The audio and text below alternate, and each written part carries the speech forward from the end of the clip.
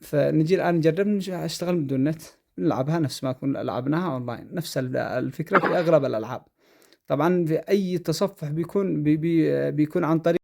السلام الله عليكم شباب، وإن شاء الله تكون في خير وصحة وعافية. لكل من بيتابع معنا في أحد حلول مشاكل الإنترنت، وأيضا أحد فوائد التصفح بشكل عام، في تصفح المواقع بقدرات مختلفة عن كل ما سبق إلى الآن.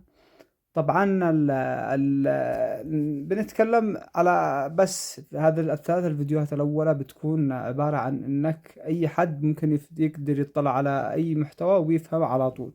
بننتقل في المرحلة في الأيام القادمة، لأن احنا ننتقل إلى شجرة المواقع.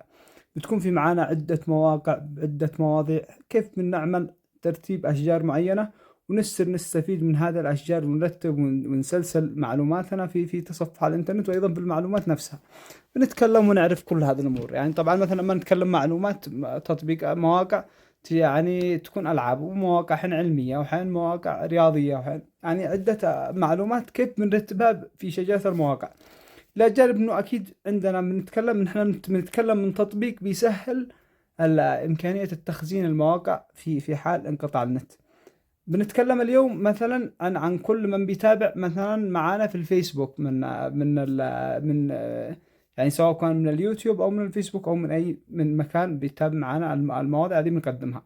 نفترض انه معانا الان متابعين في مثلا من مجموعات المشاكل والحلول التقنية والبرمجية، او من الصفحة. طبعا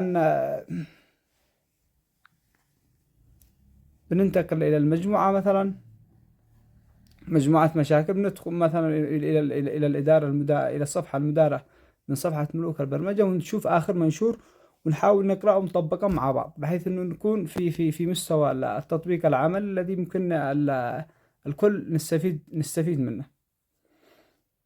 لو تابعنا مثلا عن آخر منشور مثلا نزل، بنجي بيكون في كلام فيه أكثر من 60 لعبة، نحاول نجرب ننزلها مع بعض. بنجي نجرب ننزلها، وفعلا هل تعمل معانا بدون نت؟ بنحاول ننزلها بطريقة مختلفة غير السابق. بنتابع ونشوف. يعني أول حاجة بيكون أكيد نزلنا بنك المواقع، ثاني حاجة تابعنا السلاسل وطبقنا أول بأول.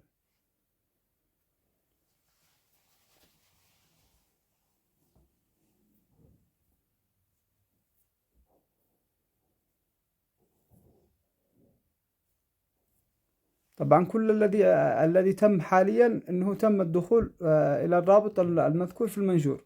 يعني تم ذكر رابط، هذا رابط لكل من يحب يدخل الى اكثر من 60 لعبة ينزلها. طبعا في الفيديو السابق كان عملنا عملية الامبورت بنسخ الكل، واخترنا الكل ونسخناه. بنجربها عن طريقة مختلفة شوية، بحيث ان احنا ننزلها كملف CSV. بنعمل تنزيل، بننزلها كملف CSV، بننزله بس يطلب فتح عبر متصفحنا، هذا متصفح الفيسبوك الأساسي. بنذكر له انه بنجي بس تقريبا التصفح كسطح المكتب عامل ضجة شوية. مجرد احنا فتحنا الرابط عبر متصفح خارجي، لو يعني من اجل بحيث ما يكونش في اي اشكال في الموضوع. مجرد نحن الان نعمل عملية تنزيل،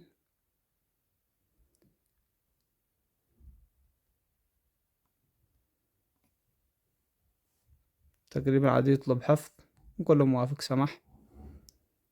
النت دائما قد يلعب، بس تقريبا قد نزل أكثر من مرة، نزلها أكثر من مرة مثل ما بنشوف. بنضغط على أي واحدة بنشوفها منزلة عندنا موجودة. طبعا النت وأشياء كثيرة حين تعمل مشاكل، بس ما المهم إنها الآن بيكون معنا الملف نزل. بنحاول نعمل له عملية إمبورت. الملف نزل، بنعمل الآن عملية الإمبورت له. طيب نجي نشوف، نجي لعند تطبيق بنك المواقع. بنجي طبعا نزل واصل، بيجلس ينزل انه علق علينا النت. بنجي الان نعمل عملية الامبورت. كيف بنعمل عملية امبورت؟ بننقر على الزر الاسفل، السهم الى اسفل، بنختار الملف. المرة السابقة عملنا عملية نسخ ولصق وتمت العملية. بالطريقة السابقة. والآن لو حبينا بس الآن ناخذ الملف الذي تنزل معنا، طبعا بنقدر نرتب عدة ملفات ونحفظها في ملف واحد، ملف اثنين، ونقدر نتحكم في كل مرة نستورد الأشياء التي نحتاجها. إذا في معنا بحث علمي في مجال معين، نستورد الملفات التي تخص البحث المعين، ونعمل أفكار وبنجدد أفكار أشياء جميلة بتكون معنا ونمارسها مع بعض. طبعا مجرد إحنا نقلنا رفعناه مباشرة قام بعملية النسخ واللصق كأنه إلى هذا بشكل تلقائي. بنجي نعملها امبورت. الآن عملنا عملية امبورت، وبنلاقيها انضافت معنا كل القوائم الموجودة.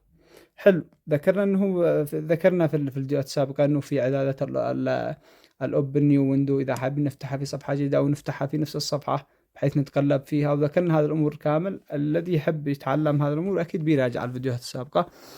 بنجي الان نتصفح هل معانا بيشتغل معانا الالعاب هذه في الاول مرة بنشغلها بنت، ثاني مرة بنجرب نشغلها بدون نت ونشوف. مثلا هذه لعبة وعدة العاب كثيرة يعني ممكن نتنقل فيها ونتعرف عليها ونشوف.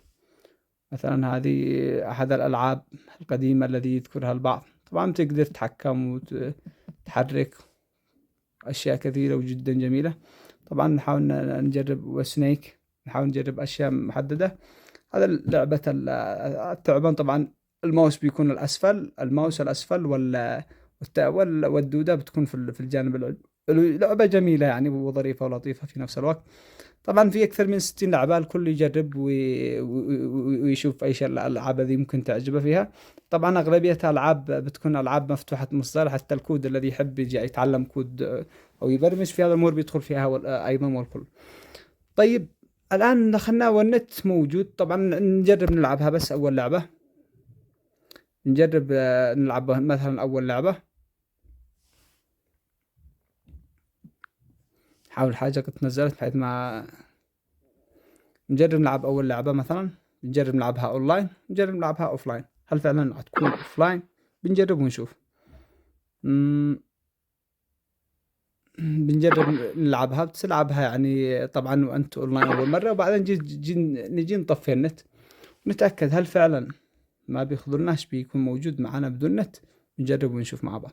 طبعا البعض الذي قد يشكك أو يمكن عنده احتمالات بنغلق الموضوع نهائيا. طبعا أكيد بيكون أول مرة نزلها عبر جوجل كروم، بيفتح الرابط عبر جوجل كروم، نزل التطبيق وبيكون تابع معنا أول بأول. الآن إحنا دخلنا من دون نت، الكل تابع أني دخلت التطبيق أول مرة وتم إغلاقه وفتحه من جديد. بنجرب ندخل. طبعا الزر حق التصوير في نفس مكان زر القائمة، فصعب أحيانا حتى واحد ينقر على القائمة. فنجي الآن نجرب نشتغل بدون نت، نلعبها نفس ما كنا لعبناها أونلاين. نفس الفكرة في أغلب الألعاب. طبعا في أي تصفح بيكون عن طريق التعامل بيو ار البنك، كله بيكون يعني اقتصاد في يعني الصفحة حتى لو في صفحة ما افتتحت على بروكسي. طبعا احنا معنا عدة مستويات لعملية التكييش. في أفكار بتكون أسطورية، يعني أشياء يعني بالإجباري إنك تكيش أي شيء ممكن تحب تكيشه بتكيش عبر يو البنك.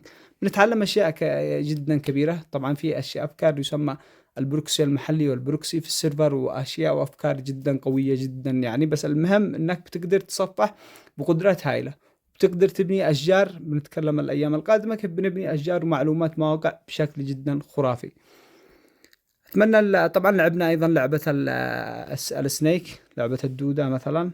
وجي الآن بس نجرب نلعبها الآن من دون نت. نفس الفكرة، نفس الفكرة بالضبط. بتجي تتحكم من تحت كماوس وتشتغل معاك من دون نت، وتغير أجواء معينة من دون أي تطبيق ألعاب، من دون ضجة تطبيقات في الموقع. مجرد إدارة روابط بنتعلمها مع يو ار البنك، والأمور كلها بتكون طيبة. إلى هنا، والسلام عليكم ورحمة الله وبركاته.